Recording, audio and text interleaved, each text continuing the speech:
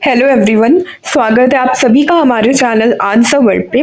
आज के सेशन में हम पंचायत संस्थाओं के विधायी प्रावधान, संरचना और शक्तियों पर क्वेश्चंस डिस्कस करने वाले हैं। और आज का ये सेशन स्पेसिफिकली वीपीओ मेंस वाले बच्चों के लिए होगा, वीपीओ मेंस। और अगर आप हायर लेवल एग्जामिनेशन की प्रिपरेशन कर रहे हो, जैसे कि यूपीएससी, सीएससी और कोई भी स्टेट पीसीएस के सिविल सर्विसेज एग्जामिनेशन की प्रिपरेशन, तो आपके लिए भी ये सेशन यूजफुल रहने वाला है, बिकॉज इन सारे एग्जामिनेशन के लिए भी आपको और डेप्थ में पढ़ने की ज़रूरत होती है ना। और आपका वीपीओ मेन्स का एग्जाम कब है? 27 अप्रैल को आपका एग्जाम है। रफली 20 दिन है आपके पास। और अब तक तो आपने कहीं ना कहीं से ये टॉपिक अच्छे से पढ़ लिया होगा, पंचायती राज संस्थान, क्योंकि 65 नंबर का वेटेज है आपके एग्जामिनेशन में इसका। ठीक है, बहुत ही अच्छे से आपको इस टॉपिक को पढ़ने की ज़रूरत है। तो आज के सेशन में हम क्या करने वाले हैं, ये जो हमारा टॉपिक है पंचायती संस्थाओं के विधायी प्रावधान, संरचना और शक्तियाँ, इनके ये 3 सब टॉपिक्स पे हम क्वेश्चन सॉल्व करने वाले हैं।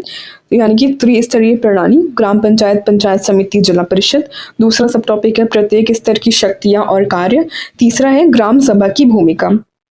तो इन तीनों सब टॉपिक्स के ऊपर क्वेश्चन सॉल्व करेंगे। टोटल 50 क्वेश्चन होने वाले हैं और इनके थ्रू आप टेस्ट भी कर सकते हो कि आपकी प्रिपरेशन किस लेवल पे है, और आप इन सारे टॉपिक्स को अच्छे से कवर भी कर सकते हो इन 50 क्वेश्चंस के थ्रू। ठीक है, सो स्टार्ट करते हैं आज का सेशन।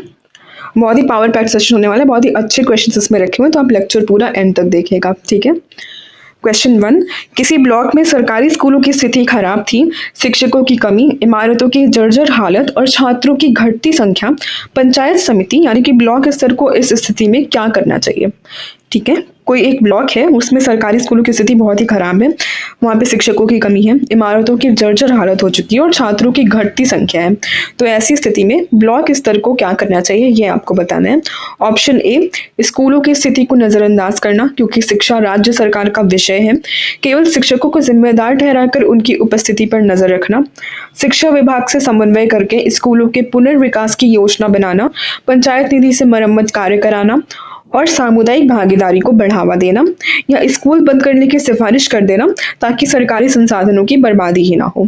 सो आपको इन चारों ऑप्शंस में से मोस्ट प्रोबेबल आंसर चुनना है। कौन सा सबसे सही ऑप्शन आपको लग रहा है, ऑप्शन लग रहा है? तो करेक्ट आंसर क्या होगा हमारा? ऑप्शन सी होगा। बिल्कुल, हम शिक्षा विभाग से समन्वय करके स्कूलों के पुनर्विकास की योजना बनाएंगे, पंचायत निधि से मरम्मत कार्य कराएंगे और सामुदायिक भागीदारी को बढ़ावा देंगे। सो करेक्ट आंसर होगा हमारा ऑप्शन सी। पंचायत समिति को शिक्षा क्षेत्र की निगरानी का दायित्व दिया गया है। तो शिक्षा क्षेत्र की निगरानी का दायित्व किसके पास में है? पंचायत समिति के पास में है।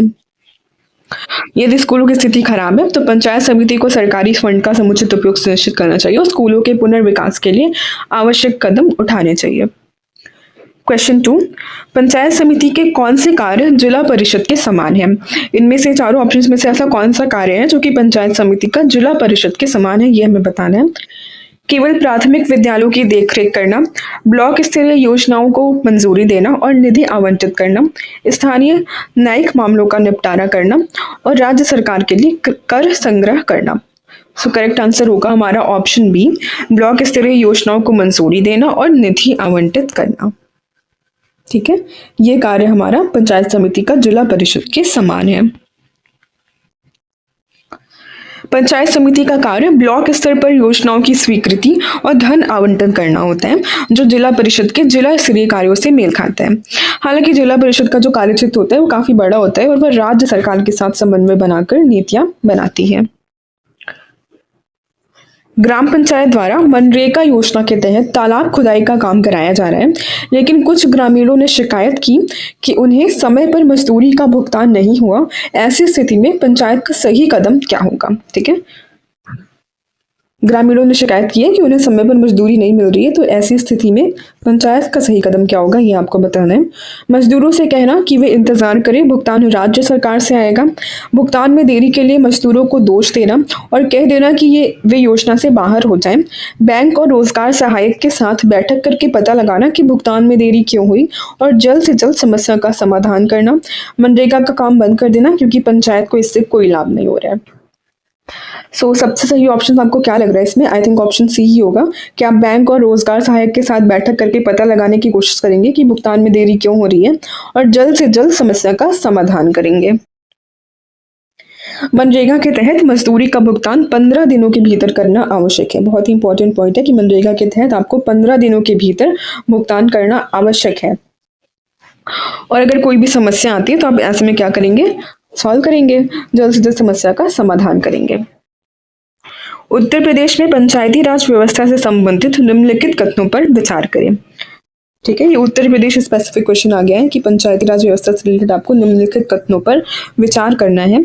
उत्तर प्रदेश पंचायती राज अधिनियम 1947 भारत में पंचायती राज की औपचारिक नींव रखने वाला पहला अधिनियम था।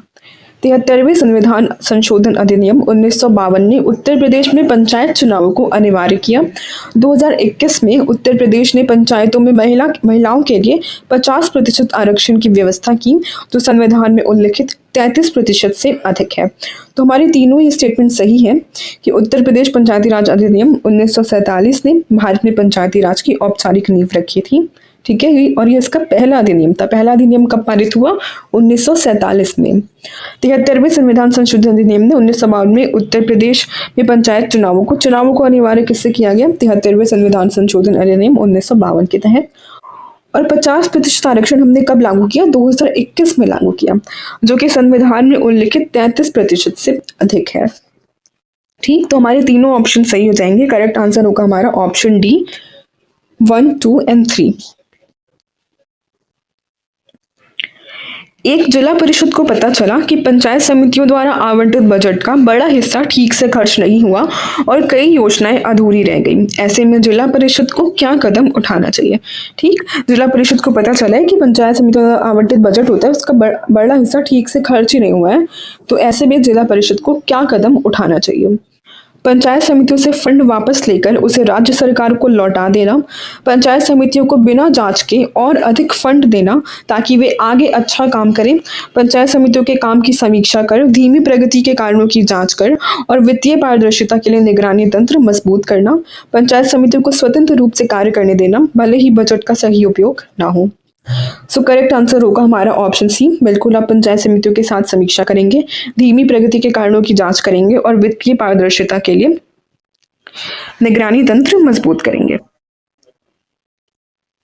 निम्नलिखित में से कौन सा कथन सही नहीं है? ठीक है, सही नहीं है, इस पर आप ध्यान दीजिएगा, सही नहीं है बताना है मैं। 73वें संविधान संशोधन के तहत उत्तर प्रदेश में पंचायती राज व्यवस्था का गठन 3 स्तरीय संरचना में किया गया।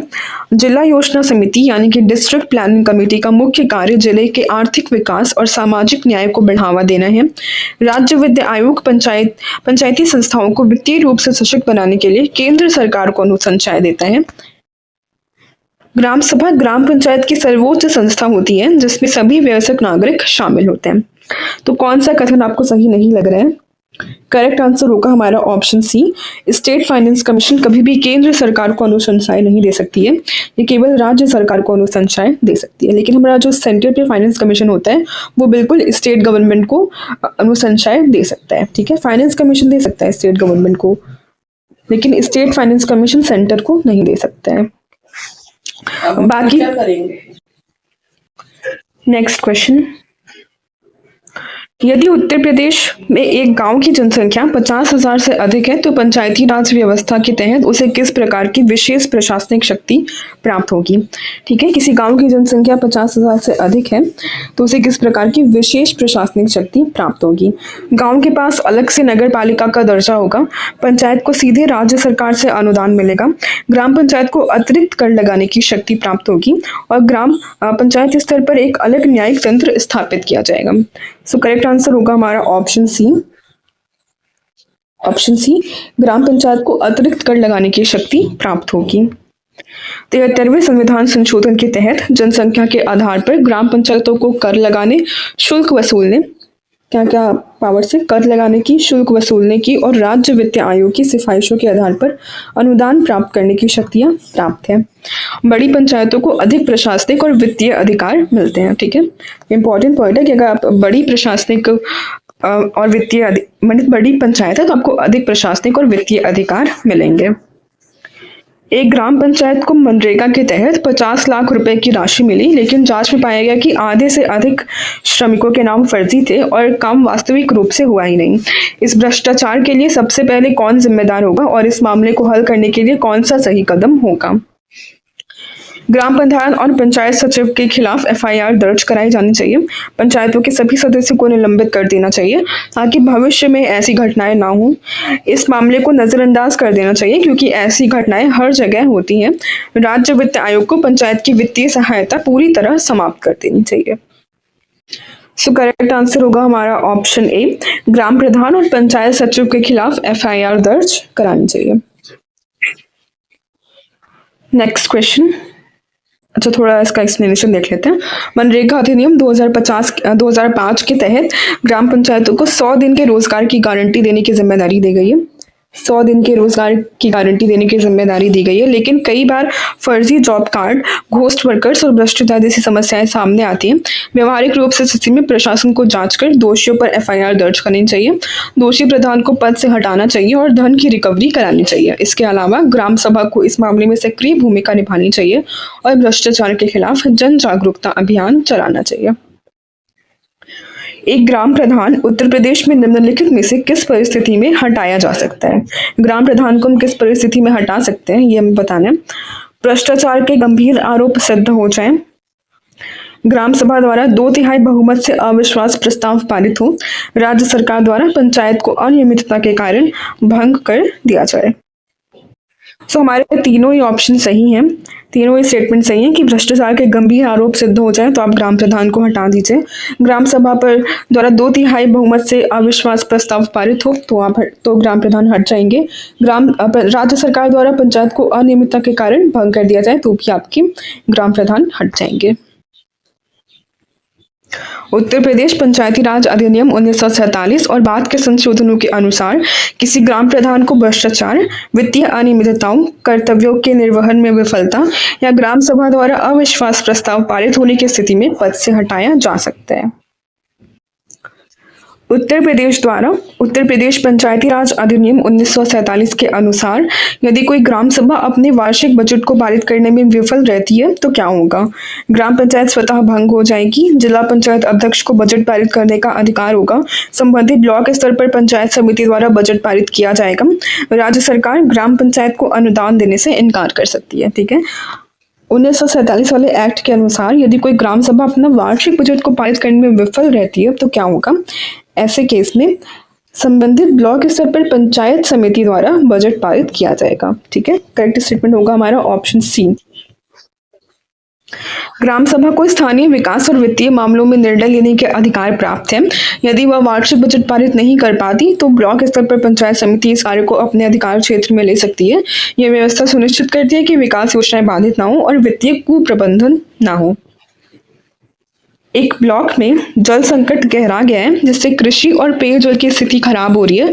पंचायत समिति ने जल संरक्षण योजना बनाई लेकिन ग्राम पंचायतें इसे ठीक से लागू नहीं कर पा रही हैं। पंचायत समिति को क्या कदम उठाने चाहिए? एक ब्लॉक है, वहां पे जल संकट गहरा गया है जिससे कृषि और पेयजल की स्थिति खराब हो रही है। ठीक है, पंचायत समिति ने जल संरक्षण की योजना बनाई लेकिन ग्राम पंचायत इसे ठीक से लागू ही नहीं कर पा रही है, तो पंचायत समिति को इस केस में क्या करना चाहिए ये आपको बताना है।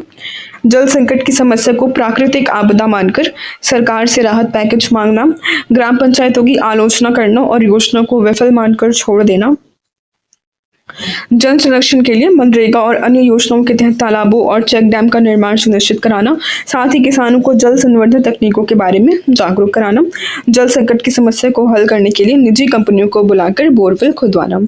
सो करेक्ट आंसर होगा हमारा ऑप्शन सी कि आप जल संरक्षण के लिए मनरेगा और अन्य योजनाओं के तहत तालाबों और चेक डैम का निर्माण सुनिश्चित कराएंगे, साथ ही किसानों को जल संवर्धन तकनीकों के बारे में जागरूक कराएंगे।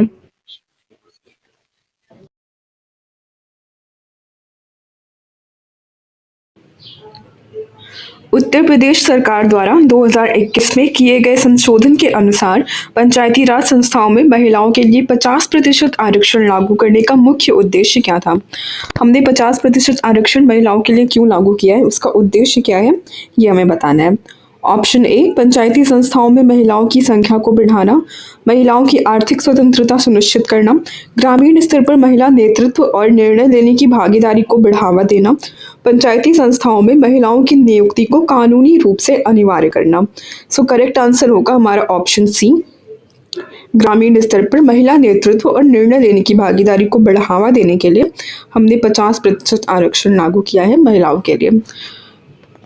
ठीक है, और हमारे कॉन्स्टिट्यूशन में कितना मेंशन है? 33% का मेंशन, उससे भी ज़्यादा उत्तर प्रदेश में मिलता है 50%। इसके द्वारा राजनीतिक भागीदारी बढ़ाएंगे महिलाओं की, शासन में उनकी भूमिका को मजबूत करेंगे और उन्हें प्रभावी निर्णय निर्माता बनाना है। यह न केवल सामाजिक सशक्तिकरण को बढ़ावा देता है बल्कि जमीनी स्तर पर अधिक समावेशी विकास सुनिश्चित करता है। अगर किसी ग्राम पंचायत के अंतर्गत सार्वजनिक तालाब यानी कॉमन विलेज पॉन्ड का अतिक्रमण हो जाए तो उत्तर प्रदेश पंचायती राज अधिनियम 1947 के अनुसार निम्नलिखित में से कौन सी संस्था इसके निपटारे के लिए सबसे पहले उत्तरदायी होगी? ठीक है, किसी पॉन्ड पर यानी तालाब पर अतिक्रमण हो गया है तो इसके लिए कौन सी संस्था निपटारे के लिए सबसे पहले उत्तरदायी होगी, ये हमें बताना है। ग्राम प्रधान और ग्राम सभा, ब्लॉक स्तर पर पंचायत समिति, जिला पंचायत अध्यक्ष या राज्य स्तर की राजस्व विभाग समिति। सबसे पहले उत्तरदायी होंगे हमारे ग्राम प्रधान और ग्राम सभा। ऑप्शन ए होगा करेक्ट आंसर। ग्राम पंचायत के पास गांव के साझा संसाधनों जैसे तालाब, चारागाह और सामुदायिक भूमि का प्रबंधन करने का अधिकार होता है। यदि कोई अतिक्रमण होता है तो ग्राम प्रधान और ग्राम सभा को इसे हटाने की कार्यवाही करनी होती है। आवश्यक पड़ने पर वे पंचायत समिति और जिला प्रशासन से भी सहायता ले सकते हैं। अगर कोई जिला परिषद अपने वार्षिक बजट को समय पर मंजूरी नहीं देती है तो उत्तर प्रदेश पंचायती राज अधिनियम 1947 के अनुसार क्या परिणाम होगा? ठीक है, कोई जिला परिषद अपने वार्षिक बजट को समय पर मंजूरी नहीं दे रही है तो उसका परिणाम क्या होगा, यह हमें बताना है। जिला प्रशासन अपने विवेक से बजट को पारित कर सकता है। राज्य सरकार जिला परिषद को भंग कर सकती है। पंचायत समिति को बजट पारित करने की अनुमति होगी। जिला योजना समिति अंतिम निर्णय लेगी। करेक्ट आंसर होगा ऑप्शन बी, राज्य सरकार जिला परिषद को इस स्थिति में भंग कर सकती है अगर वो अपना वार्षिक बजट समय पर मंजूरी नहीं दे पा रहे तो। जिला परिषद को बजट पारित करने का दायित्व सौंपा गया है। जिला परिषद के पास में बजट पारित करने का दायित्व जिससे ग्रामीण क्षेत्रों में विकास कार्य सुचारू रूप से चल सके। अगर परिषद बार बार बजट पास करने में विफल रहती है तो राज्य सरकार को इसे भंग करने और वैकल्पिक प्रबंधन लागू करने का अधिकार प्राप्त होता है। इससे वित्तीय अनुशासन बना रहता है और योजनाएं समय पर लागू हो सकती हैं। निम्नलिखित में से कौन सा कथन गलत है? गलत कथन आपको बताना है। जिला परिषद जिला स्तर पर पंचायत समितियों की योजनाओं को समेकित करती है। जिला पंचायत अध्यक्ष का चुनाव सीधे जनता द्वारा किया जाता है। जिला परिषद को ग्रामीण विकास नीतियों पर राज्य सरकार को सलाह देने का अधिकार नहीं है। जिला परिषद को प्राथमिक विद्यालय और अस्पतालों की देखरेख करने का अधिकार प्राप्त है। कौन सा कथन गलत है ये हमें बताना है। करेक्ट आंसर होगा ऑप्शन सी कि जिला परिषद को ग्रामीण विकास नीतियों पर राज्य सरकार को सलाह देने का अधिकार नहीं है, जबकि यह अधिकार होता है जिला परिषद के पास में। जिला परिषद न केवल पंचायती योजनाओं को लागू करती है बल्कि राज्य सरकार को ग्रामीण विकास और बुनियादी ढांचे के मामले में सलाह भी देती है। यह जिला स्तर की सबसे बड़ी पंचायती संस्था है और इसका कार्यक्षेत्र काफी विस्तृत होता है। ठीक है, यदि किसी ग्राम सभा में 10% की न्यूनतम उपस्थिति नहीं हो पाती है तो उस बैठक का क्या होगा? ठीक है, कोई ग्राम सभा है उसमें 10% की न्यूनतम उपस्थिति भी नहीं है तो उस बैठक का क्या परिणाम होगा ये हमें बताना है। बैठक को तुरंत समाप्त कर दिया जाएगा। ग्राम सभा को अगली निर्धारित तिथि पर फिर से बैठक बुलानी होगी। बैठक को वैध घोषित कर दिया जाएगा लेकिन निर्णय मान्य नहीं होंगे। ग्राम प्रधान को विशेष अनुमति लेकर बैठक जारी रखने का अधिकार होगा। करेक्ट आंसर हमारा होने वाला है ऑप्शन बी कि ग्राम सभा को अगली निर्धारित तिथि पर फिर से बैठक बुलानी होगी। ये बिल्कुल हमारे पार्लियामेंट के जैसा है। जैसे पार्लियामेंट में 10% का कोरम चाहिए होता है ना, अगर 10% कोरम नहीं होता है तो आप नेक्स्ट सिटिंग बुलाते हैं फिर से, तो उसी तरीके से सेम कि ग्राम सभा को अगली निर्धारित तिथि पर बैठक फिर से बुलानी होगी। Option B.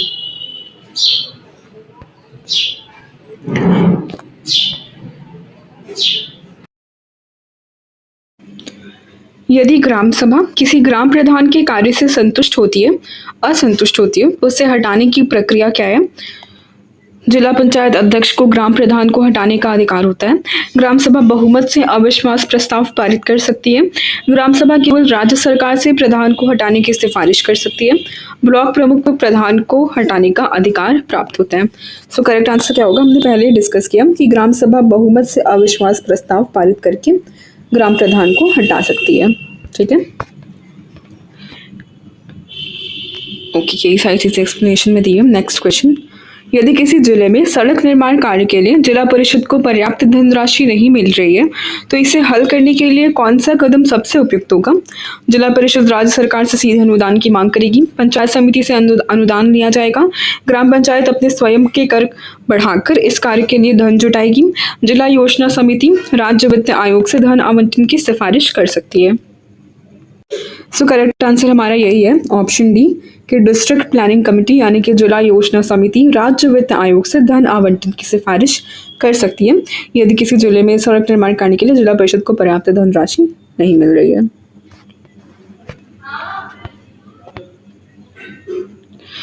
अब डिस्ट्रिक्ट प्लानिंग कमेटी का कार्य देख लेते हैं।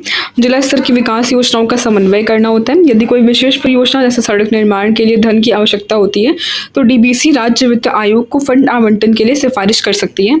इससे पंचायतों को वित्तीय स्वतंत्रता के साथ साथ नियोजित विकास करने की सुविधा मिलती है। ग्राम पंचायत के कर संग्रहण यानी कि टैक्स कलेक्शन से संबंधित निम्नलिखित में से कौन सा कथन सही नहीं है? सही नहीं है, इस पे आपको फोकस करना है। ऑप्शन ए, ग्राम पंचायत को संपत्ति कर लगाने का अधिकार है। जल कर ग्राम पंचायत द्वारा एकत्र किया जा सकता है। ग्राम पंचायत को माल और सेवा कर वसूलने का अधिकार है। ग्राम पंचायत बाजार एवं हाट शुल्क वसूल सकती है। कौन सा कथन सही नहीं है? ऑप्शन सी होगा, ग्राम पंचायत को माल और सेवा कर वसूलने का अधिकार नहीं होता है। जीएसटी लगाने का अधिकार केवल केंद्र और राज्य सरकार के पास में है। ठीक है, और बाकी सारे सही है, यानी कि ग्राम पंचायत को संपत्ति कर लगाने का अधिकार है। जल कर ग्राम पंचायत द्वारा एकत्र किया जा सकता है। ग्राम पंचायत बाजार एवं हाट शुल्क वसूल सकती है। ग्राम पंचायत को स्थानीय स्तर पर कर लगाने और राजस्व एकत्र करने के कुछ अधिकार प्राप्त हैं, जैसे संपत्ति कर, जल कर, बाजार शुल्क, लेकिन माल और सेवा कर केंद्र और राज्य सरकार द्वारा प्रबंधित किया जाता है। यदि किसी पंचायत समिति यानी कि ब्लॉक लेवल को अपने ब्लॉक क्षेत्र के विकास के लिए अधिक धन की आवश्यकता है तो वह सबसे पहले क्या कर सकती है? सीधे राज्य सरकार से अतिरिक्त अनुदान की मांग कर सकती है, जिला परिषद को अधिक निधि आवंटित करने के लिए अनुरोध कर सकती है, स्वयं ग्राम पंचायतों से कर वसूलना शुरू कर सकती है, केवल प्रधानमंत्री ग्राम सड़क योजना के तहत धन प्राप्त कर सकती है। अगर ब्लॉक लेवल पे क्षेत्रों के विकास के लिए धन की आवश्यकता पड़ रही है तो आप अपने से ऊंचे यानी कि जिला परिषद को अपनी निधि आवंटित करने के लिए अनुरोध कर सकते हैं। ठीक है, अपने से ऊपर मतलब जिला परिषद से आप अनुरोध कर सकते हैं। ब्लॉक लेवल अपनी योजनाओं के लिए मुख्य रूप से जिला परिषद पर निर्भर करती है। यदि अधिक धन की आवश्यकता होती है तो इसे जिला परिषद से अनुरोध करना होता है, जो बाद में राज्य वित्त आयोग या अन्य स्रोतों से वित्तीय सहायता प्राप्त कर सकती है। यदि किसी ग्राम सभा ने अपने ग्राम पंचायत को वार्षिक बजट को अस्वीकार कर दिया तो आगे क्या होगा? ठीक है, अगर कोई ग्राम सभा अपने ग्राम पंचायत के वार्षिक बजट को अस्वीकार कर देती है तो आगे की स्थिति में क्या किया जाएगा? ग्राम प्रधान अपने विशेषाधिकार से बजट को मंजूरी दे सकता है। पंचायत समिति को बजट स्वीकृति करने का अधिकार होगा। ग्राम पंचायत को नया बजट तैयार करना होगा और पुनः ग्राम सभा की मंजूरी लेनी होगी। जिला परिषद स्वचालित रूप से बजट प्रस्तुत कर देगी। तो भाई ऐसे केस में हमें ग्राम पंचायत को नया बजट तैयार करना होगा और पुनः ग्राम सभा से मंजूरी लेनी होगी। ठीक है, अस्वीकार हो गया तो आप पुनः से बजट तैयार करिए और पुनः से मंजूरी लीजिए। ग्राम सभा स्थानीय शासन की नींव होती है और इसके पास ग्राम पंचायत के वार्षिक बजट को स्वीकार या अस्वीकार करने की शक्ति होती है। यदि ग्राम सभा बजट को नामंजूर कर देती है तो ग्राम पंचायत को संशोधित बजट तैयार करना पड़ता है और पुनः अनुमोदन के लिए प्रस्तुत करना होता है। एक ग्रामीण क्षेत्र में पंचायत के लिए महिला आरक्षण लागू किया गया है। चुनावों के बाद एक गांव की निर्वाचित महिला प्रधान को प्रशासनिक कार्यों में कोई स्वतंत्रता नहीं मिल रही है और उसका सारा निर्णय उसके पति द्वारा लिया जा रहा है, यानी कि सरपंच पति की प्रथा है। इस स्थिति में महिला सशक्तिकरण की दृष्टि से सबसे प्रभावी समाधान क्या हो सकता है? आपको सबसे प्रभावी समाधान बताना है। जिला मजिस्ट्रेट को इस मामले की जांच करानी चाहिए और महिला प्रधान को प्रशासनिक प्रशिक्षण देना चाहिए। पंचायत सचिव को इस मामले में हस्तक्षेप कर महिला प्रधान को अपने पति से सलाह लेकर ही काम करने का सुझाव देना चाहिए। ग्राम सभा को महिला प्रधान के पति को ग्राम पंचायत में शामिल कर देना चाहिए ताकि वह निर्णय लेने में मदद कर सके। पंचायत चुनावों में महिलाओं को आरक्षण नहीं देना चाहिए क्योंकि वे स्वतंत्र निर्णय नहीं ले पाती। तो बताइए भाई। करेक्ट आंसर होने वाला है हमारा ऑप्शन ए। जिला मजिस्ट्रेट को इस मामले की जांच करनी चाहिए। अपने पंचायत सीरीज अगर देखी हो तो उसमें वहाँ पे डीएम आती है चेकिंग करने के लिए ना, पंचायत में जब उनके पंचायतपति सारा काम करते रहते हैं, मतलब सरपंचपति उनके सारा काम करते रहते हैं, तो वहाँ करके कितनी डांट फटकार लगाती है उन्हें। तो इस केस में क्या होगा, डीएम को इस मामले की जांच करनी चाहिए और महिला प्रधान को प्रशासनिक प्रशिक्षण देना चाहिए। उत्तर प्रदेश पंचायती राज अधिनियम 1994 के तहत पंचायतों में महिलाओं के लिए 50% आरक्षण दिया गया है। 50% आरक्षण कौन से एक्ट के द्वारा दिया गया है? 1994 एक्ट के तहत। लेकिन कई क्षेत्रों में प्रॉक्सी शासन यानी सरपंच पति की समस्या देखी जाती है। इस समस्या का व्यवहारिक समाधान यह है कि महिला प्रतिनिधियों को प्रशासनिक एवं कानूनी प्रशिक्षण दिया जाए ताकि वे स्वतंत्र निर्णय लेने में सक्षम बने। इसके लिए राज्य सरकार को महिला प्रधान सशक्तिकरण प्रशिक्षण कार्यक्रम जैसी योजनाएं लागू करनी चाहिए। ग्राम पंचायत में किसी सार्वजनिक तालाब की जमीन पर एक स्थानीय प्रभावशाली व्यक्ति ने कब्जा कर लिया है और वहां अपने निजी उपयोग के लिए निर्माण कार्य शुरू कर दिया है। ऐसे में पंचायत को क्या करना चाहिए? ठीक है, कोई सार्वजनिक तालाब था, उस पर किसी प्रभावशाली व्यक्ति ने कब्जा कर लिया है, तो ऐसे में पंचायत को क्या करना चाहिए ये हमें बताना है। पंचायत को इसमें हस्तक्षेप नहीं करना चाहिए क्योंकि वह प्रभावशाली व्यक्ति विरोध कर सकता है। बताओ भाई। पंचायत को संबंधित व्यक्ति से निजी तौर पर समझौता कर लें। निजी तौर पर जाके आप समझौता कर लो। पंचायत को जिला प्रशासन और राजस्व विभाग को सूचित करना चाहिए और कानूनी कार्रवाई शुरू करनी चाहिए। पंचायत को ग्रामीणों से कहना चाहिए कि वे खुद जाकर उस व्यक्ति का निर्माण गिरा दें। तो सबसे सही ऑप्शन तो हमें लग रहा है भाई ऑप्शन सी होगा कि पंचायत को जिला प्रशासन और राजस्व विभाग को सूचित करना चाहिए और उसके खिलाफ कानूनी कार्यवाही करनी चाहिए। एक ब्लॉक में स्थित कुछ ग्राम पंचायतों को प्रधानमंत्री आवास योजना यानी प्रधानमंत्री आवास योजना ग्रामीण के तहत आवास आवंटित किए गए थे, लेकिन कई लाभार्थियों को समय पर घर नहीं मिले। जांच में पता चला कि फंड का सही तरीके से उपयोग नहीं हुआ और कुछ अपात्र लोगों को भी लाभ दिया गया। इस मामले में पंचायत समिति ब्लॉक स्तर की क्या भूमिका होनी चाहिए? ब्लॉक स्तर पर आप क्या करेंगे ऐसी स्थिति में? पंचायत समिति को कोई कार्रवाई नहीं करनी चाहिए क्योंकि वह राज्य सरकार की योजना है। केवल ग्राम पंचायतों को फटकार लगाकर उन्हें सही से कार्य करने को कहना चाहिए। संबंधित अधिकारियों से स्पष्टीकरण मांगकर दोषियों के खिलाफ कार्रवाई कर और आवंटित प्रक्रिया में पारदर्शी सुनिश्चित करनी चाहिए। इस विषय को नजरअंदाज कर देना चाहिए क्योंकि ग्राम प्रधानों और लाभार्थियों का निजी मामला है। करेक्ट आंसर तो हमें लग रहा है कि ऑप्शन सी होगा कि आप संबंधित अधिकारियों से स्पष्टीकरण मांग के दोषों के खिलाफ कार्रवाई करिए और आवंटन प्रक्रिया में पारदर्शिता सुनिश्चित करिए। किसी परिस्थिति में जिला परिषद को अपनी योजनाओं में राज्य सरकार से सीधा हस्तक्षेप प्राप्त हो सकता है। किस परिस्थिति में जिला परिषद को अपनी योजनाओं में राज्य सरकार से सीधा हस्तक्षेप प्राप्त हो सकता है ये हमें बताना है। जब जिला परिषद अपनी विकास योजनाओं को लागू करने में पूरी तरह विफल हो जाए, जब पंचायत समिति जिला परिषद के खिलाफ शिकायत करें, जब किसी ग्राम सभा का प्रस्ताव जिला परिषद को अस्वीकार कर दिया जाए, जब कोई विधायक जिला परिषद के खिलाफ अनुशासनात्मक कार्यवाही की मांग करे। करेक्ट आंसर होगा ऑप्शन ए। जब जिला परिषद अपनी विकास योजनाओं को लागू करने में पूरी तरह विफल हो जाए तब राज्य सरकार से सीधा हस्तक्षेप आपको प्राप्त हो सकता है। ग्राम पंचायत के एक क्षेत्र में हाल ही में एक नया प्राथमिक विद्यालय खोला गया, लेकिन कुछ महीनों बाद पाया गया कि विद्यालय में बच्चों की उपस्थिति बहुत कम है। एक ग्राम प्रधान को इस समस्या को हल करने के लिए क्या करना चाहिए? आप ग्राम प्रधान हैं, आप ऐसी समस्या में क्या करेंगे ये बताना है। स्कूल को बंद कर देना क्योंकि यह सरकार का काम है, पंचायत का नहीं। अभिभावकों को दंडित करना और बच्चों को स्कूल भेजने के लिए बाध्य करना। आंगनबाड़ी केंद्रों और स्वयंसेवी संगठनों की मदद से जागरूकता अभियान चलाना और विद्यालय की सुविधाओं को बेहतर बनाने का प्रयास करना। केवल शिक्षकों को अधिक वेतन देने की सिफारिश करना ताकि वे बेहतर पढ़ा सकें। तो करेक्ट आंसर क्या लग रहा है? ऑप्शन सी लग रहा है कि आंगनबाड़ी केंद्रों और स्वयंसेवी संगठनों की मदद से आप जागरूक अभियान चलाएंगे और विद्यालयों की सुविधाओं को बेहतर बनाने का प्रयास करेंगे। यदि किसी पंचायत के पास कर संग्रह की क्षमता बहुत सीमित है और वह पूरी तरह से राज्य सरकार के अनुदानों पर निर्भर है, तो इसमें कौन सी समस्या उत्पन्न हो सकती है? ठीक है, कोई पंचायत है और उनके पास कर संग्रह की क्षमता बहुत ही सीमित है, तो और वह पूरी तरीके से राज्य सरकार के अनुदानों पर निर्भर है, तो ऐसी स्थिति में कौन सी समस्या उत्पन्न हो सकती है? पंचायतों को वित्तीय निर्णय लेने की स्वतंत्रता नहीं मिलेगी, पंचायत को अधिक कर वसूली के आदेश दिए जाएंगे, पंचायत की विकास योजनाएं प्रभावित नहीं होंगी, पंचायत को राज्य सरकार से अधिक अनुदान मिलेगा। तो ऐसी स्थिति में पंचायतों को वित्तीय निर्णय लेने की स्वतंत्रता नहीं मिलेगी। अगर आपके पास कर संग्रह की क्षमता बहुत ही सीमित है, तो आपको ऐसी स्थिति में पंचायतों के वित्तीय निर्णय लेने की स्वतंत्रता नहीं होगी।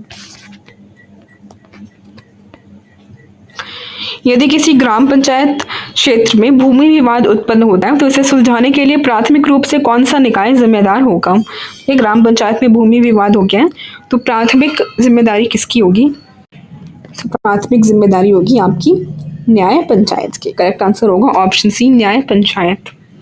न्याय पंचायतें ग्राम पंचायत स्तर पर कार्यरत होती हैं और छोटे मोटे दीवानी एवं आपराधिक मामलों जैसे भूमि विवाद, छोटे चोरी डकैती के मामले को सुलझाने के लिए अधिकृत होती हैं। न्याय पंचायत के पास क्या क्या पावर्स हैं कि वह छोटे मोटे भूमि विवाद और छोटे चोरी डकैती के मामले को सुलझाने के लिए अधिकृत हैं।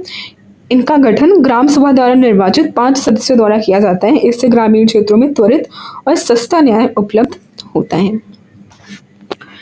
यदि किसी जिला पंचायत द्वारा लिए गए निर्णय को गलत ठहराया जाता है, तो उसे किसके द्वारा निरस्त किया जा सकता है? मतलब किसी ग्राम पंचायत ने कोई निर्णय लिया और उसे गलत ठहरा दिया गया है, तो निरस्त कौन करेगा? ग्राम सभा, न्याय पंचायत, जिला मजिस्ट्रेट या मुख्यमंत्री कार्यालय? तो करेक्ट आंसर होगा ऑप्शन सी, जिला मजिस्ट्रेट। ठीक। उत्तर प्रदेश में पंचायती राज प्रणाली के तहत ब्लॉक स्तर पर विकास योजनाओं के क्रियान्वयन की जिम्मेदारी किसकी होती है? जिला पंचायत अध्यक्ष, ग्राम प्रधान, खंड विकास अधिकारी या राज्य सरकार? तो करेक्ट आंसर होगा ऑप्शन सी, खंड विकास अधिकारी यानी कि ब्लॉक डेवलपमेंट ऑफिसर। ब्लॉक स्तर पर ऑब्वियस बात है बीडीओ ही होगा। क्या क्या पावर्स होती हैं इनके पास? विभिन्न सरकारी योजनाओं को लागू करने की पावर्स हैं, पंचायतों के कार्यों की निगरानी करने की और वित्तीय प्रबंधन में सहयोग प्रदान करता है ये। यदि किसी पंचायत के मनरेगा फंड में अनियमितता पाई जाती है, तो इसकी जांच के लिए कौन जिम्मेदार होगा? ठीक है, ग्राम सभा, न्याय पंचायत, पंचायत सचिव, राज्य सतर्कता आयोग। करेक्ट आंसर क्या होगा हमारा? ऑप्शन ए, ग्राम सभा। ठीक है, अगर मनरेगा फंड में अनियमितता पाई जाती है तो इसकी जांच के लिए ग्राम सभा जिम्मेदार होती है। यह योजना के तहत आवंटित फंड के उपयोग की समीक्षा करती है और यदि गड़बड़ी पाई जाती है तो संबंधित अधिकारी व पंचायत प्रतिनिधियों से जवाबदेही तय करती है। इस प्रणाली का उद्देश्य जमीनी स्तर पर पारदर्शिता सुनिश्चित करना है। पंचायती राज संस्थाओं में भ्रष्टाचार को नियंत्रित करने के लिए सबसे प्रभावी उपाय कौन सा हो सकता है? भ्रष्टाचार को नियंत्रित करने के लिए सबसे प्रभावी उपाय कौन सा होगा? पंचायत प्रतिनिधियों को अधिक वेतन देना, पंचायतों के वित्तीय लेन देन का ऑनलाइन रिकॉर्ड रखना और नियमित ऑडिट करवाना, पंचायतों को पूरी वित्तीय स्वतंत्रता देना, जिला मजिस्ट्रेट द्वारा पंचायतों के सभी निर्णय को मंजूरी देना। तो मोस्ट प्रोबेबल आंसर आपको क्या लग रहा है? आई थिंक ऑप्शन बी होगा, पंचायतों के वित्तीय लेन देन का ऑनलाइन रिकॉर्ड रखें और नियमित ऑडिट करवाइए।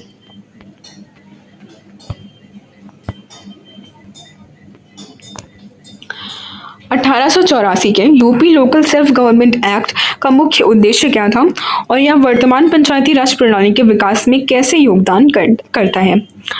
ग्रामीण क्षेत्रों में पूर्ण स्वायत्तता प्रदान करना, ग्राम स्तर पर प्रशासनिक शक्तियों को सीमित रूप दे देना, ग्राम पंचायतों को न्यायिक शक्तियां देना, जिला प्रशासन को ग्रामीण विकास की सीधी जिम्मेदारी देना। सो करेक्ट आंसर होगा हमारा ऑप्शन बी, ग्राम स्तर पर प्रशासनिक शक्तियों को सीमित रूप दे देना। बहुत ही इंपॉर्टेंट एक्ट है 1884 का UP local self government act. इसका उद्देश्य क्या था? मतलब कि प्रशासनिक स्वायत्तता प्रदान करना इसका सबसे बेसिक फंक्शन था। 1884 का UP local self government act British शासन के दौरान लाया गया था, जिसका उद्देश्य स्थानीय प्रशासन में लोगों की भागीदारी बढ़ाना था। ठीक है, उद्देश्य क्या था इनका कि स्थानीय प्रशासन में लोगों की भागीदारी बढ़ा सके। हालांकि इस अधिनियम के तहत ग्राम पंचायतों को बहुत सीमित शक्तियां दी गई थी। यह अधिनियम भारत में स्थानीय स्वशासन की नींव बना और बाद में स्वतंत्र भारत में पंचायती राज व्यवस्था के विकास में सहायक हुआ।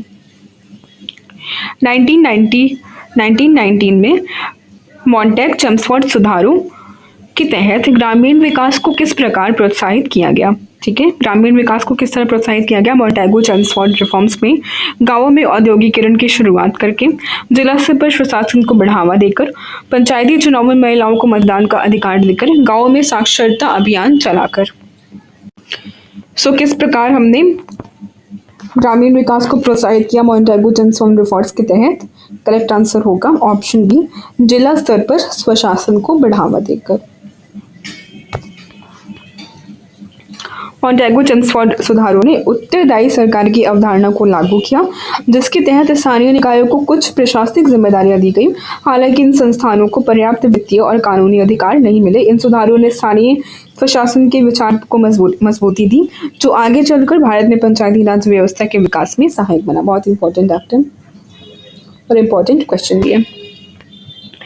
उत्तर प्रदेश में 1952 के 73rd संविधान संशोधन का सबसे महत्वपूर्ण प्रभाव क्या था। सबसे महत्वपूर्ण प्रभाव आपको बताना है।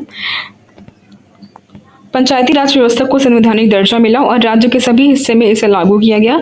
जिला अधिकारियों को अधिक प्रशासनिक शक्तियां प्रदान की गई। केवल ग्राम पंचायतों को वित्तीय स्वतंत्रता दी गई। स्थानीय निकायों को न्यायिक शक्तियां सौंप दी गई। करेक्ट आंसर क्या है हमारा ऑप्शन ए है। 73rd कॉन्स्टिट्यूशनल अमेंडमेंट एक्ट के तहत हमने पंचायती राज व्यवस्था को संवैधानिक दर्जा दिया और राज्य के सभी हिस्सों में से लागू किया। मील का पत्थर यह साबित हुआ। इसने पंचायती राज संस्थाओं को संवैधानिक दर्जा दिया और राज्य सरकारों को यह अनिवार्य कर दिया कि वे ग्राम, ब्लॉक और जिला स्तर पर 3 स्तरीय स्वशासन प्रणाली लागू करेंगे। उत्तर प्रदेश इसके अनुरूप यूपी क्षेत्र पंचायत जिला परिषद अधिनियम 1961 में 1994 में संशोधन किया। ठीक है, 1961 में यह एक्ट पहले से था और इसमें संशोधन कब हुआ, 1994 में इसमें संशोधन किया गया। उत्तर प्रदेश में राज्य निर्वाचन आयोग की स्थापना क्यों की गई थी और इसका क्या कार्य है। स्टेट इलेक्शन कमीशन का क्या काम है यह हमें बताना है। ग्राम पंचायतों के लिए योजनाएं तैयार करने हेतु, पंचायती राज संस्थाओं में चुनाव निष्पक्ष और स्वतंत्र रूप से करवाने हेतु, पंचायती राज प्रतिनिधियों के वेतन निर्धारण हेतु, न्याय पंचायतों की प्रशासनिक निगरानी हेतु। स्टेट इलेक्शन कमीशन का जिक्र हमें कौन सा आर्टिकल में मिलता है। आर्टिकल 243 के यानी कि अनुच्छेद 243 के में इसका जिक्र मिलता है। और इनका काम क्या है, पंचायती राज संस्थानों में चुनाव निष्पक्ष और स्वतंत्र रूप से करवाने हेतु इसका गठन किया गया था। उत्तर प्रदेश राज्य निर्वाचन आयोग की स्थापना 1994 में की गई थी ताकि राज्य में पंचायती चुनाव स्वतंत्र, निष्पक्ष और पारदर्शी तरीके से कराया जा सके। इससे पहले चुनाव कराने की जिम्मेदारी प्रशासनिक अधिकारियों पर थी, जिससे राजनीतिक हस्तक्षेप की संभावना अधिक थी। पंचायती राज संस्थानों की वित्तीय स्वायत्तता सुनिश्चित करने के लिए कौन से प्रमुख कदम उठाए गए हैं। ठीक है, वित्तीय स्वायत्तता सुनिश्चित करने के लिए कौन से प्रमुख कदम उठाए गए। पंचायतों को स्वतंत्र रूप से कर लगाने का अधिकार दिया गया है। राज्य सरकार ने सभी पंचायती योजनाओं के लिए 100% फंडिंग दी।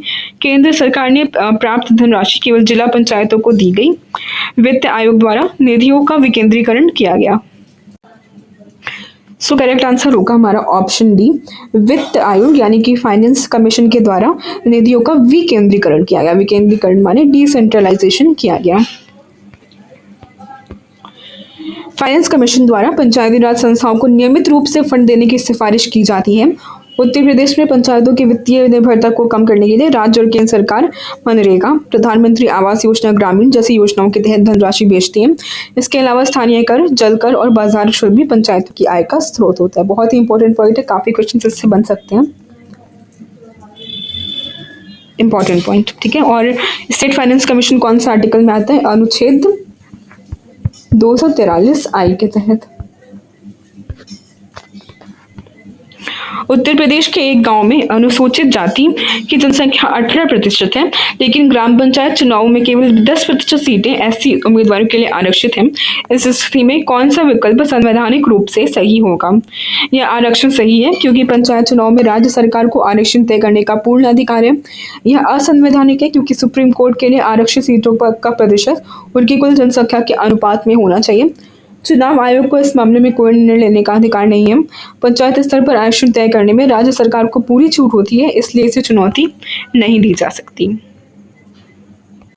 करेक्ट आंसर होगा हमारा ऑप्शन बी। यह पूर्ण रूप से असंवैधानिक है क्योंकि सुप्रीम कोर्ट के लिए क्योंकि एससी के लिए आरक्षित सीटों का प्रतिशत उनकी कुल जनसंख्या के अनुपात में होना चाहिए। भारत के संविधान के अनुच्छेद 243 डी, अनुच्छेद इंपॉर्टेंट है, अनुच्छेद 243 डी और उत्तर प्रदेश पंचायती राज अधिनियम 1994 के अनुसार अनुसूचित जाति एवं जनजाति के लिए पंचायत सीटों का आरक्षण उनकी जनसंख्या के अनुपात में होना चाहिए। ठीक है, आरक्षण किस हिसाब से देंगे आप?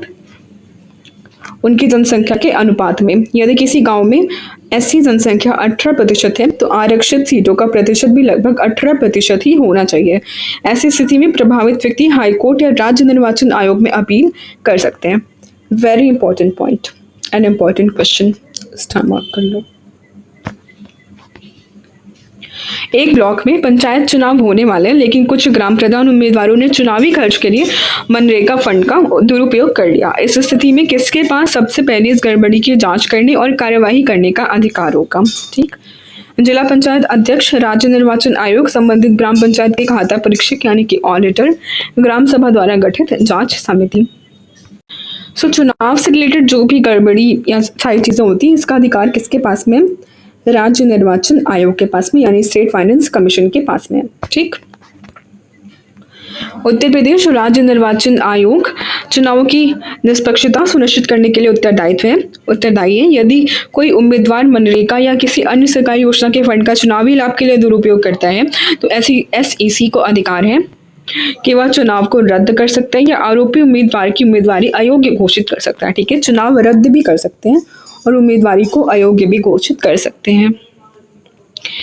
व्यवहारिक रूप से राज्य सरकार के सतर्कता विभाग यानी कि विजिलेंस डिपार्टमेंट भी इस मामले की जांच कर सकते हैं।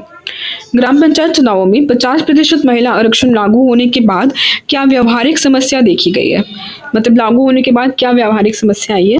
पुरुषों द्वारा प्रॉक्सी शासन बढ़ गया है, महिलाओं की राजनीतिक भागीदारी में गिरावट आई है, महिलाएं चुनाव लड़ने से हिचकिचाने लगी, केवल शहरी क्षेत्रों में महिला प्रतिनिधित्व बढ़ा है।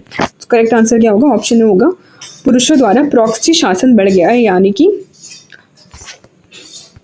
प्रधान पति की प्रथा बढ़ गई है ना। हालांकि 50% महिला आरक्षण ने पंचायतों में महिलाओं की भागीदारी को बढ़ाया है, लेकिन व्यवहारिक रूप से यह देखा गया है कि कई मामले में उनके स्थान पर उनके पति या परिवार के पुरुष सदस्य निर्णय लेते हैं।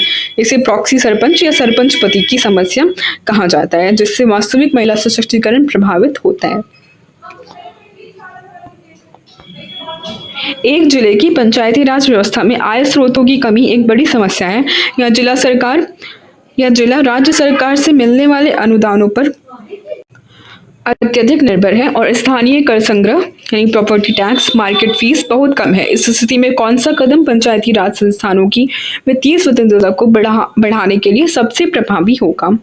राज्य सरकार को पंचायतों से मिलने वाला अनुदान पूरी तरह समाप्त कर देना चाहिए, पंचायतों को अतिरिक्त कर लगाने की शक्ति दी जानी चाहिए और स्थानीय व्यवसायों को शुल्क बढ़ाया जाना चाहिए। पंचायतों को केवल केंद्र सरकार की योजनाओं पर ही निर्भर रहना चाहिए। पंचायतों को कोई कर लगाने की अनुमति नहीं दी जानी चाहिए ताकि जनता पर आर्थिक बोझ ना बढ़े। तो वित्तीय स्वतंत्रता को बढ़ावा देने के लिए सबसे प्रभावी हम क्या कर सकते हैं काम? पंचायतों को अतिरिक्त कर लगाने की शक्ति दी जानी चाहिए और स्थानीय व्यवसायों को शुल्क बढ़ाया जाना चाहिए। करेक्ट आंसर होगा ऑप्शन बी।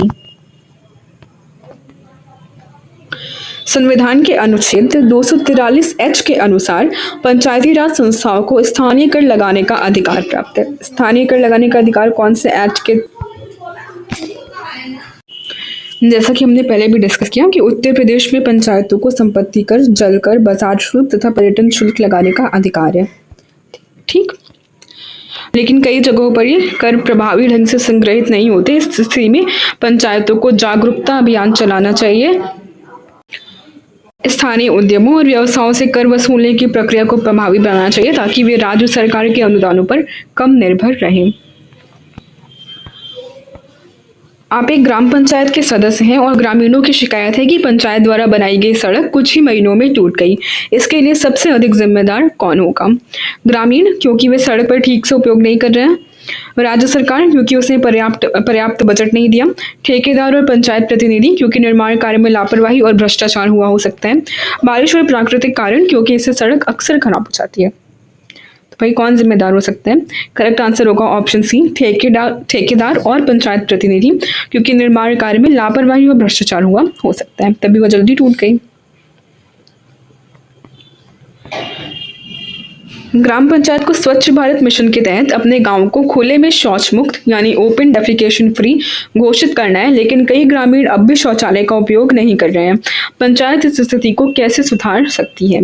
जो लोग खुले में शौच कर रहे हैं उन्हें आर्थिक दंड देना और पुलिस को बुलाना, पंचायत सदस्यों को गाँवों में निगरानी के लिए तैनात करना और दोषियों के नाम सार्वजनिक करना, ग्रामीणों को स्वच्छता के लाभों के बारे में जागरूक करना, शौचालय निर्माण में सहयोग देना और व्यवहार परिवर्तन के लिए प्रेरित करना। केवल कागजों में ओडीएफ घोषित करना, क्योंकि असल में यह संभव नहीं है। तो भाई क्या होगा हमारा करेक्ट आंसर? ऑप्शन सी होगा, ग्रामीणों को स्वच्छता के लाभों के बारे में जागरूक करिए, क्योंकि जागरूकता से ही सारी चीज़ें हो सकती हैं। जब ग्रामीण खुद जागरूक होंगे किससे बीमारियां होती हैं, सारी चीज़ें होती हैं, तो वो खुद ही नहीं जाएंगे, है ना। और शौचालय निर्माण में सहयोग दीजिए और व्यवहार परिवर्तन के लिए प्रेरित करिए।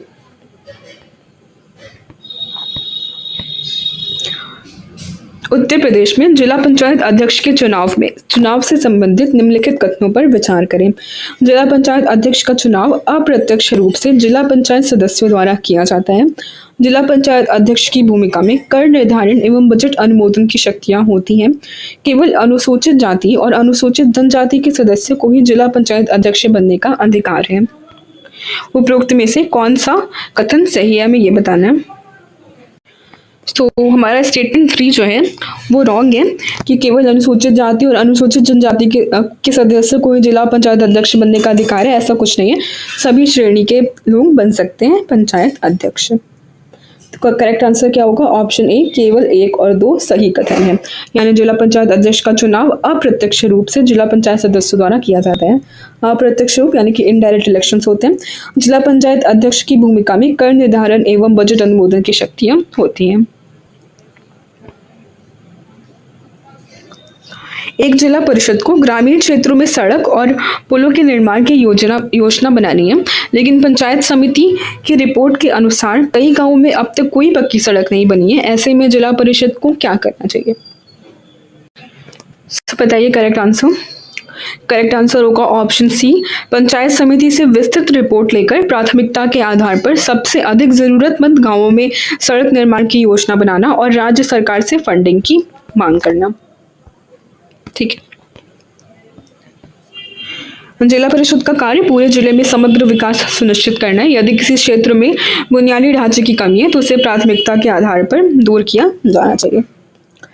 निम्नलिखित में से कौन सा कथन सही नहीं है? सही नहीं है, इस पे फोकस करिएगा। ग्राम पंचायत को कर लगाने का अधिकार प्राप्त है, जिसमें जल कर और संपत्ति कर शामिल है। पंचायत समिति की अध्यक्षता एक निर्वाचित ब्लॉक प्रमुख द्वारा की जाती है। जिला पंचायत को स्थानीय प्रशासन के लिए राज्य सरकार के समान शक्तियां प्राप्त होती हैं। ग्राम पंचायत को मनरेगा और प्रधानमंत्री आवास योजना ग्रामीण जैसी योजनाओं को लागू करने की जिम्मेदारी सौंपी जाती है। सो कौन सा स्टेटमेंट हमारा गलत है? ऑप्शन सी होगा कि जिला पंचायत को स्थानीय प्रशासन के लिए राज्य सरकार के समान शक्तियां नहीं प्राप्त हैं। ठीक है, रॉन्ग होगा। बाकी तीनों स्टेटमेंट सही है कि ग्राम पंचायत को कर लगाने का अधिकार प्राप्त है, जिसमें जल कल संपत्ति कर ये सब शामिल है। पंचायत समिति की अध्यक्षता एक निर्वाचित ब्लॉक प्रमुख द्वारा की जाती है और चौथा स्टेटमेंट भी हमारा सही है। तो जिला पंचायत स्थानीय शासन की महत्वपूर्ण कड़ी है, लेकिन यह राज्य सरकार की तरह संप्रभु शक्ति नहीं रखती है। यह केवल पंचायती राज अधिनियम और राज्य सरकार द्वारा निर्धारित शक्तियों के भीतर ही कार्य कर सकती है। एक ग्राम पंचायत में शिकायत आई है कि सरकारी योजनाओं का लाभ कुछ ही लोगों को मिल रहा है, जबकि गरीब और जरूरतमंद लोग इससे वंचित रह जा रहे हैं। पंचायत समिति को इस स्थिति में क्या करना चाहिए? इसे ग्राम पंचायत का आंतरिक मामला मानकर हस्तक्षेप न करना, लाभार्थियों की सूची की समीक्षा कर यदि कोई अनियमितता मिलती है तो ग्राम पंचायत से स्पष्टीकरण मांगना और निष्पक्ष सर्वेक्षण कराना, शिकायतों को अनदेखा कर देना क्योंकि इससे विवाद बढ़ सकता है, ग्राम प्रधान और सचिव से अनौपचारिक बातचीत कर मामले को निपटाने का प्रयास करना। सो करेक्ट आंसर हमें क्या लग रहा है? ऑप्शन बी लग रहा है कि लाभार्थियों की सूची की हम समीक्षा करेंगे, यदि कोई अनियमितता मिले तो ग्राम पंचायत से स्पष्टीकरण की मांग करेंगे और निष्पक्ष सर्वेक्षण कराएंगे। एक ग्राम प्रधान अपने क्षेत्र के विकास कार्यों के लिए अतिरिक्त धन प्राप्त करने के लिए निम्नलिखित में से कौन सा कदम नहीं उठा सकता है? ठीक, अतिरिक्त धन प्राप्त करने के लिए कौन सा कदम नहीं उठा सकता है? पंचायती करों को बढ़ाना, मनरेगा जैसी केंद्र प्रायोजित योजनाओं के तहत धन प्राप्त करना, निजी कंपनियों से सीधे निवेश की मांग करना, जिला पंचायत से अतिरिक्त निधि का अनुरोध करना। सो कॉमन सेंस है, क्या अपन निजी कंपनियों से सीधे निवेश की मांग नहीं कर सकते हैं। बाकी आपको अगर धन की ज़रूरत है तो आप पंचायती करों को बढ़ा सकते हैं, मनरेगा जैसी केंद्र प्रायोजित योजनाओं के तहत धन प्राप्त कर सकते हैं, जिला पंचायत से अधिक निधि का अनुरोध कर सकते हैं। जिला पंचायत अपने वित्तीय स्रोतों को बढ़ाने के लिए करों में वृद्धि कर सकती है और केंद्र एवं राज्य सरकार की योजनाओं का लाभ ले सकती है। हालांकि वे निजी कंपनियों से सीधे निवेश की मांग नहीं कर सकती क्योंकि यह पंचायती राज अधिनियम के तहत अनुमत नहीं है। यदि किसी ग्राम पंचायत को वित्तीय रूप से आत्मनिर्भर बनाना है तो उसे निम्नलिखित में से किस पर सबसे अधिक ध्यान देना चाहिए? अगर आपको आत्मनिर्भर बनाना है अपनी ग्राम पंचायत को वित्तीय रूप से, तो आपको सबसे अधिक ध्यान किस पर देना है? केवल राज्य सरकार की अनुदान राशि पर निर्भर रहना है, स्थानीय कर संग्रह को प्रभावी बनाना है और राजस्व स्रोतों का विस्तार करना है, केवल केंद्र सरकार की योजना पर निर्भर रहना है, बाहरी निजी कंपनियों से वित्तीय सहायता लेनी है। तो मोस्ट प्रोबेबल आंसर आपको क्या लग रहा है? ऑप्शन बी होगा, स्थानीय कर संग्रह को प्रभावी बनाना है और राजस्व स्रोतों का विस्तार करना है। ग्राम पंचायतों की वित्तीय स्वायत्तता सुनिश्चित करने के लिए यह आवश्यक है कि वे स्थानीय करों यानी संपत्ति कर, जल कर, बाजार शुल्क की प्रभावी वसूली करें और अपने राजस्व स्रोतों का विस्तार करें। एक ब्लॉक प्रमुख पंचायत समिति के अध्यक्ष के मुख्य कार्यों में नहीं आता है। सो हम अपने लास्ट क्वेश्चन पे आ गए हैं कि पंचायत समिति अध्यक्ष के मुख्य कार्यों में क्या चीज़ नहीं आती है? ग्राम पंचायतों के कार्यों की निगरानी करना, ब्लॉक स्तर पर स्वास्थ्य, शिक्षा और कृषि योजनाओं को लागू करना, राज्य वित्त आयोग को प्रत्यक्ष रूप से अनुदान आवंटित करना, गैर सरकारी संगठनों यानी एनजीओज और राज्य एजेंसियों के साथ समन्वय करना। मुख्य कार्य कौन सा नहीं है पंचायत समिति का के अध्यक्ष का, ये हमें बताना है। सो करेक्ट आंसर होगा हमारा ऑप्शन सी, राज्य वित्त आयोग को प्रत्यक्ष रूप से अनुदान आवंटित करना, यह इनके प्रमुख कार्यों में नहीं आता है। राज्य वित्त आयोग को पंचायत के लिए धन आवंटित करने की सिफारिश करने का अधिकार प्राप्त है, लेकिन कोई भी ब्लॉक प्रमुख मतलब ये सिफारिश कर सकते हैं लेकिन सीधे तौर पर एसएफसी को अनुदान आवंटित नहीं कर सकते। ब्लॉक प्रमुख की भूमिका मुख्य रूप से पंचायतों की निगरानी, विकास योजनाओं के क्रियान्वयन और संसाधनों के समन्वय तक सीमित होती है। सो ये था हमारा आज का बहुत ही इंपॉर्टेंट सेशन था ये। अब इसे एक बार और देख लीजिएगा 2x स्पीड पे ताकि चीज़ें आपको और अच्छे से याद हो जाएं। और आशा आपको सेशन अच्छा लगा होगा, तो प्लीज़ लाइक, शेयर और सब्सक्राइब करिए। Thank you, bye bye.